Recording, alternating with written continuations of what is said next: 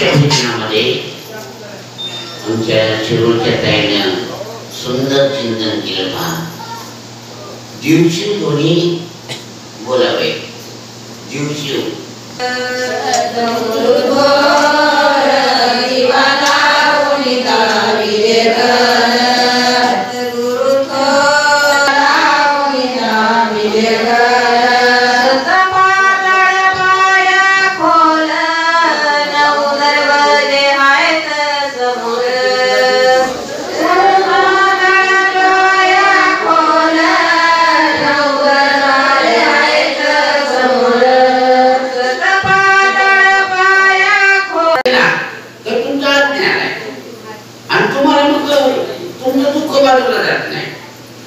तुमचं ज्ञान म्हणजे सर्वमेव परमात्मा. आता ज्ञानोबाला काय म्हणतात?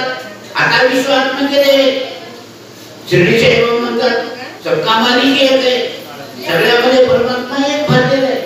मग हे ज्ञान आळंदीला आल्यानंतर तुम्हाला बोलत राहावं. आळंदीच्या ठिकाणी ज्ञानोबा मला सांगतात की सद्गुरूने दिवा लावला, काय केला आणि उजेड केला. काय उजेड केला?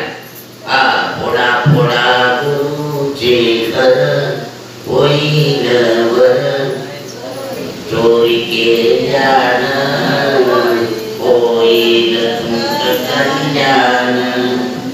फोडा फोडा गुरुचे घर होईल वर, चोरी केल्यान होईल तुमचं कल्याण. भावभक्तीचे पुजल्या हाती दगडाच्या पाण्याला भिंती. भावभक्तीचे पुजल्या हाती दगडाच्या पाण्याला भिंती.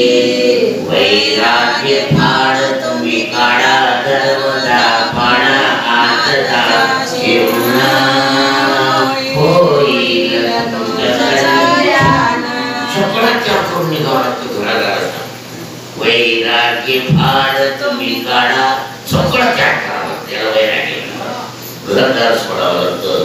सगळा सगळा प्रपंच जोपर्यंत सोडत नाही ना तोपर्यंत हे करणार.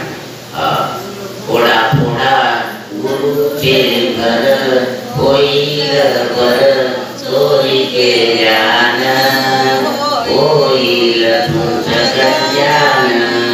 फोडा फोडा गुरुचे घर होईल बर, चोरी केल्यान होईल तुमचं कल्याण. ज्ञान नका घेऊ माल भिजोरी लाल, जन्माचं ज्ञानवराय म्हणतात आणि जगामध्ये परमात्मा भरलाय. त्याचा संबंध तुमचा झाला पाहिजे, तुमचा संबंध त्याच्याशी झाला पाहिजे. सर्व मान इथं बघा, जग सगळं रडकय. मरत्या जगामध्ये आपल्याला एक रस्त्यातून सारखं थोडं बाजूला ज्ञानाची ज्योत लावून तुम्ही जर आलात ना, ज्ञान म्हणजे परमात्मा. ज्ञान याचा अर्थ काय म्हणावं? देव. देव कोणाला म्हणावं? त्याचा आनंद प्रगट त्याला देव म्हणावं. देव कोणाला म्हणावं? सगळे रडके म्हणून देव म्हणावं का त्याला? प्रगट नाही त्याला जीव म्हणावं. तुमच्या जवळचे परमात्मा बघा. तुम्ही ज्याच्या सत्तेने इथं आलात ना, तो सत्ताचीच मालक तुमच्या हृदयात, पण तुमचा त्याची ताटात खूप झालेली आहे.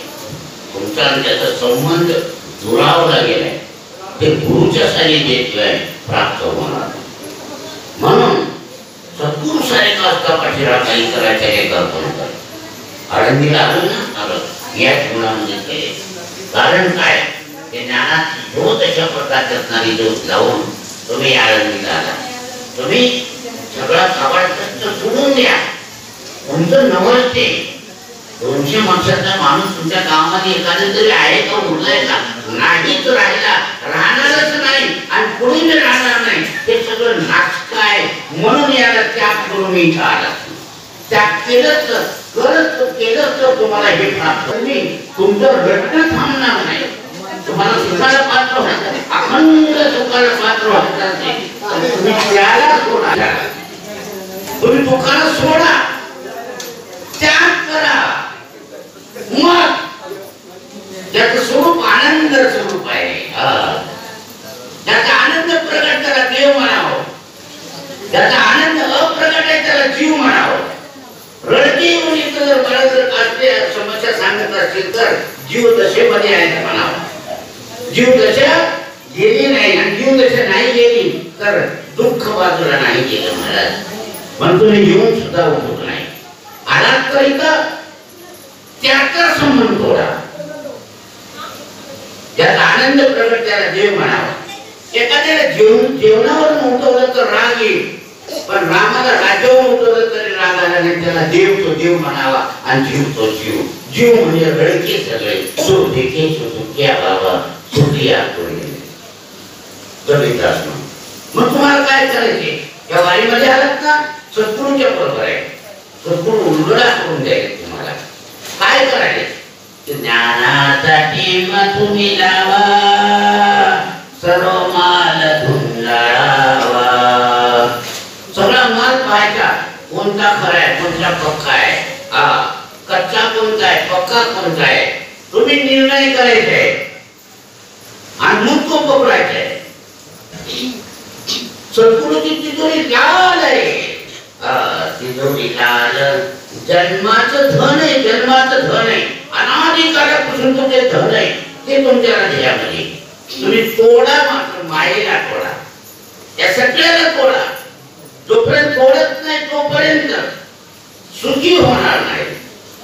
दुःखाला हातात घेऊन जर तुम्ही सुख मिळवण्याचा प्रयास केला तर कदापि मिळणार नाही. याचा संबंध तुमचं पोट भरण्यापुरतं करा, तुमचा उदरनिर्वाह भागण्यापुरतं करा. ते तुमचं